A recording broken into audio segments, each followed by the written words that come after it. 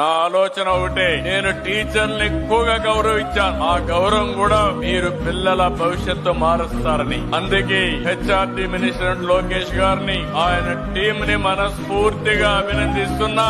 ఎన్ని అడ్డంకులు వచ్చినా ఎక్కడ కూడా ఇబ్బంది లేకుండా నేను పెట్టిన మొదటి సంతకాన్ని 150 రోజుల్లో అమలు చేసే బాధ్యత తీసుకున్నారు. అలాంటి వారిని అభినందిస్తూ, నీ మీద ఒక బాధ్యత ఉందమ్మా. నీ మీదనే కాదు, ఇక్కడ అందరి పైన ఉంది.